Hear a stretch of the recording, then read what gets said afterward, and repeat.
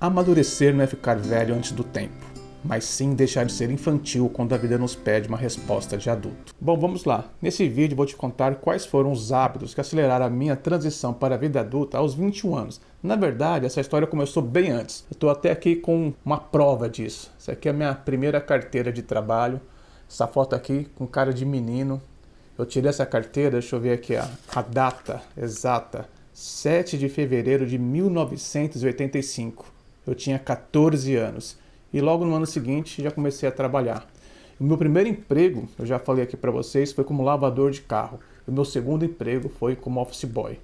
E eu não tenho dúvidas que essa decisão, forçada pela natureza, pela necessidade, né? Não foi uma decisão assim, nossa, eu quero muito trabalhar. Eu queria trabalhar porque eu queria ter o meu dinheiro.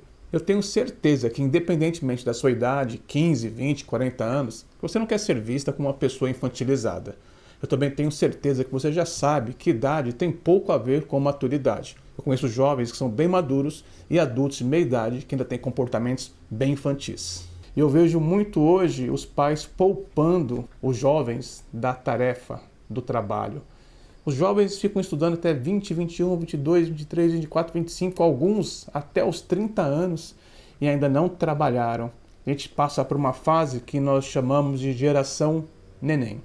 Nem trabalham e alguns nem estudam. O hábito de começar a trabalhar cedo acelera a maturidade e eu não tenho dúvidas. Um dos fatores é ter que lidar com outras referências, ou seja, não tem mais só meu pai, minha mãe e os professores. Eu tinha meu chefe, tinha outras pessoas que eu começava a admirar, outras que eu temia, outras que eram meus colegas de trabalho.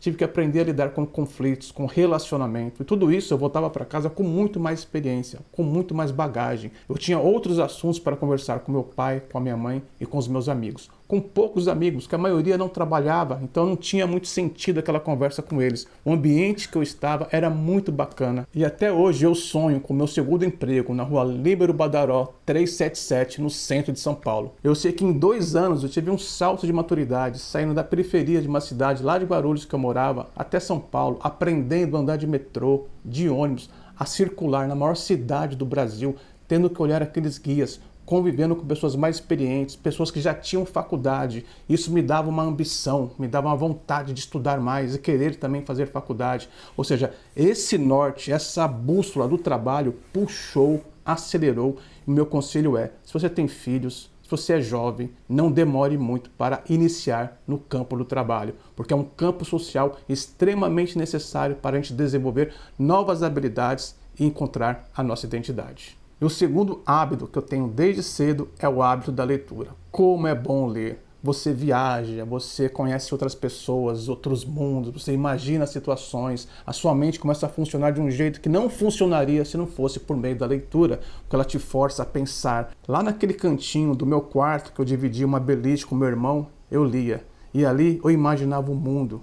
Me dava vontade de sair de casa, me dava vontade de desbravar, de querer crescer, de querer amadurecer mais rápido. Eu tinha vontade de virar adulto mais rápido, para aproveitar a vida de adulto, porque a minha vida de criança e de adolescência era uma vida de escassez. Tudo era não, não pode, não, não dá, não, não tenho dinheiro. Eu queria essa autossuficiência, eu queria me antecipar. Então o hábito da leitura me levou longe, mostrou uma estrada longa, mostrou um caminho muito bacana. Sem a leitura, eu ia ficar dependendo só do que eu via na TV, que para mim sempre foi muito pobre. Inclusive, quero fazer um agradecimento especial a Simone Costa, que está hospedada aqui no Loft e trouxe de presente para mim esse livro aqui, ó, O Bem Viver, uma capa, ela me apresentou. É um livro que fala sobre sociedades alternativas, sobre o mundo possível. Então, obrigado, Simone, vou ler o livro com muito carinho e vou sugeri-lo para o nosso clube de leitura aqui do canal. Como uma coisa puxa a outra, o terceiro hábito foi ter o prazer de começar a pagar as minhas próprias contas, de comprar as minhas roupas, de comer o lanche que eu queria, de ir para os lugares que eu queria, de convidar a minha namorada para ir ao cinema sem ter que pedir dinheiro para o meu pai, para minha mãe. Gente, essa independência financeira, que não é independência financeira ainda, essa antecipação, você aprender a ter uma conta no banco, a lidar com dinheiro, acelerou demais o meu processo. Eu vejo jovens que não sabem lidar com dinheiro, vejo adultos que não sabem lidar com dinheiro. E quando a gente precisa do dinheiro para pagar as nossas próprias contas, a gente começa a bancar parte das despesas de casa, ajudar o pai e a mãe, isso dá um orgulho para o pai, um orgulho para a mãe e um orgulho para nós. Eu sei que muitos pais poupam os filhos dessa responsabilidade. Inclusive, além do filho não pagar nada, ainda ganham mesada. Ou seja, é uma educação mimada, totalmente distorcida, que vai levar essa pessoa a demorar demais para amadurecer, porque eu afirmo algo que eu defendo aqui, que eu aprendi com alguns psicólogos. Uma pessoa só se torna adulta de verdade para aprender a lidar com as frustrações, com as emoções, para emitir opiniões com convicção quando ela se banca financeiramente. Porque quando a pessoa não se banca financeiramente, ela esbraveja, ela briga, ela fala, só que ela tem que voltar para a casa dos pais, não consegue nem tomar uma decisão sozinho, depende de todo mundo. O dinheiro liberta a gente e o dinheiro vem com muito trabalho, muito estudo e muita integridade. Eu fui um adolescente muito rebelde, tomei muita pancada por isso. Eu já cheguei a pular o muro para fazer uma viagem para a praia que minha mãe não queria deixar. Então essa necessidade de me tornar um adulto precoce fez eu aprender a lidar mais com a raiva, com outras emoções, com a minha impulsividade. Nossa, eu já falei coisas para minha mãe que eu me arrependo e tenho vergonha. Para o meu pai também. Qual adolescente nunca falou? Então logo cedo eu tive que aprender a pensar antes de falar e a compreender que as minhas emoções estavam trazendo prejuízo para mim. E logo em seguida, eu servi o exército, servi o tiro de guerra de Guarulhos, então eu entrei num regime extremamente rígido de ordens, de obediência, e eu tinha o meu trabalho, eu tinha a faculdade, eu tinha em casa, então o sistema caiu em cima de mim. O sistema de regras, de normas, e eu tive que entender como todo esse sistema funcionava. Exército, faculdade, trabalho, casa, família, amigos, ou seja, acelerou demais esse processo. Tudo isso fez com que eu conhecesse melhor a mim mesmo, as minhas emoções. Então logo cedo eu aprendi que eu tinha que falar pouco, falar menos, não me expor tanto, segurar a minha impulsividade, porque toda vez que eu falava algo por impulso, eu magoava alguém e trazia prejuízo para a minha vida. E hoje eu aprendi que ser adulto é cultivar diariamente o bom estado de espírito para não ser escravo das próprias emoções. E maturidade emocional é o tema da lição estoica de hoje, a 33ª em nosso estudo sobre estoicismo. E o texto de Marco Aurélio diz o seguinte com algumas pequenas adaptações. Formula teus pensamentos assim. És uma pessoa adulta, não te deixarás mais ser escravizado pelas suas emoções. Não será mais manipulado como um fantoche por todos os impulsos. E vais parar de te queixar da tua sorte atual e de temer o futuro. Marco Aurélio, Meditações.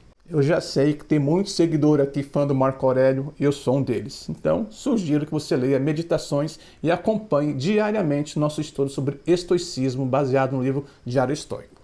E o meu quinto hábito foi tomar a decisão de ir morar sozinho. Eu morei muito tempo sozinho. Lógico, eu namorei, tive amigos, tudo, mas eu casei só com 39 anos.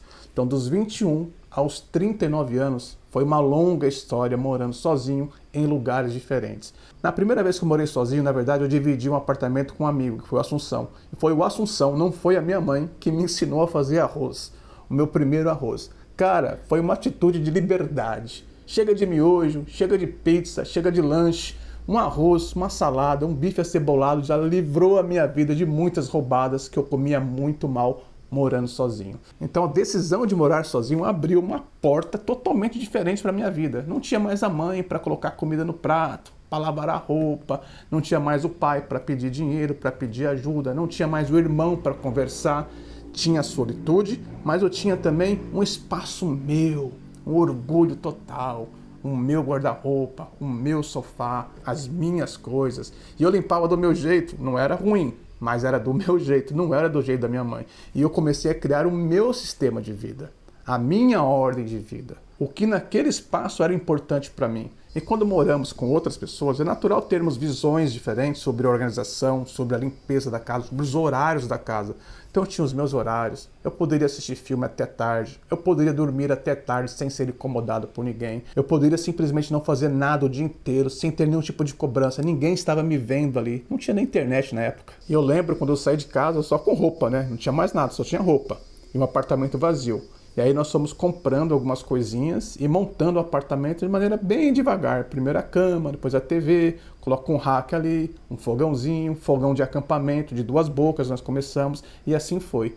E aos poucos o apartamento foi ganhando vida e eu fui acelerando cada vez mais a minha vida de adulto. Tem tanta história para contar sobre essa fase que eu morei sozinho. Se você quiser saber, Comenta aí nos vídeos. Eu morei sozinho dos 21 aos 39, quando eu casei com a Patrícia, que está aqui hoje, aqui, ó, me ajudando a filmar. Então, demorei demais para casar, mas hoje eu vejo que cada um tem a sua história, cada um tem o seu caminho. É claro que eu tive outras pessoas dentro desse período, mas eu acabei não casando, não deu certo. Tinha que ser a Patrícia e ó, tô feliz pra caramba por isso. E o sexto hábito, que a gente nem usava essa palavra na época, é o autoconhecimento. Investir no meu desenvolvimento pessoal. Saber que essas decisões que eu tomei de sair de casa, essa decisão de morar sozinho, de bancar as minhas contas, eu tinha que me capacitar. Não só tecnicamente, eu tinha que entender como é que o mundo funcionava.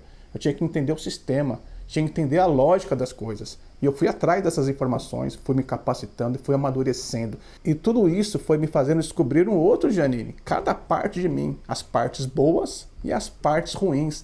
Lidar com decisões, com as responsabilidades da vida, ajuda a gente a encarar as nossas fraquezas e entender as nossas forças. E dentro desse campo do autoconhecimento, algo que eu quero aconselhar você, todo mundo que vai assistir esse vídeo, é não se importar com a opinião dos outros. Tem muita gente que, infelizmente, tem inveja, está torcendo para o seu fracasso. As pessoas querem te ver como fracassado. Eu passei um período da minha vida muito duro, me sentindo realmente um fracassado. As pessoas me faziam acreditar que eu era um fracasso naquele momento. Uma crise de identidade, uma crise de profissão, uma crise de ser. E aí, amigo, quando você chega lá no fundo do poço, só quando você cola o seu rosto lá no chão, você sente que é você por você mesmo. Que seu pai, sua mãe, seus amigos, todo mundo que fala sobre você, que quer te dar conselho, não vão fazer por você aquilo que só você pode. Essa é a virtude do autoconhecimento, de você saber aonde é o seu limite, o fundo do buraco para você e saber que você foi capaz de sair de lá, que você é capaz de sair de lá com as próprias pernas. Tem várias formas da pessoa querer que você seja um fracassado, desejar o seu fracasso, e uma delas é diminuir você, é você não ser melhor que ela. Muitas vezes não importa para ela se vai dar certo ou não os seus projetos, porque a maioria dos projetos talvez ela nem conheça. O ponto é, quando as pessoas percebem que você está se destacando, que você está sendo melhor que ela em alguns pontos, elas vão começar a torcer pelo seu fracasso e vão fazer você acreditar que não vai dar certo, vão querer podar os seus sonhos. Não dê ouvido a ninguém, a não ser a você mesmo. Isso é autoconhecimento. Você tem que saber o que você quer logo cedo e batalhar, acordar cedo, estudar, correr atrás, fazer a sua parte da história. E ainda dentro desse hábito tem uma coisa muito legal. Eu estava aqui recordando, pensando no roteiro desse vídeo, no que eu ia falar, e eu tive a seguinte reflexão. As decisões mais importantes que eu tomei na minha vida, eu tomei sozinho. Eu não consultei ninguém. Eu ouvi um ou outro sobre alguns aspectos, mas ninguém sabia de fato qual era o drama, qual que era a decisão. Eu tomei sozinho. É lógico, tive influências. Tive lá as minhas referências, mas as decisões mais importantes eu sentava lá no meu cantinho, no meu quarto, na minha casa, pensava, refletia e internamente eu ganhava aquela força e falava para mim mesmo, é isso. E eu sempre senti que quando eu tomava essa decisão com muita força, com muita convicção, Deus estava comigo e as coisas iam. Eu tinha que fazer a minha parte, mas as coisas iam, as coisas aconteciam, porque tudo tem a ver com a nossa força de vontade. E o sétimo e último hábito que acelerou a minha maturidade foi entender o seguinte. Começou com a minha mãe isso daí, depois com os meus irmãos, depois com a namorada, depois com alguns amigos. Que não adianta tentar mudar ninguém. Que as pessoas não vão fazer aquilo que você quer, que você não vai tentar moldar a mente de alguém. Quantas vezes eu descobri algo que era importante para mim, eu descobri algo bacana, sei lá, um livro, um filme, uma música, e apresentava para as pessoas, tentando influenciar as pessoas a seguirem esse caminho e ninguém dava bola. Ninguém queria. E quantas vezes eu vi as pessoas tropeçando, as pessoas patinando, as pessoas sem conseguir resolver questões importantes da vida e tentava ali do meu jeito influenciar, dar um toque, sabe?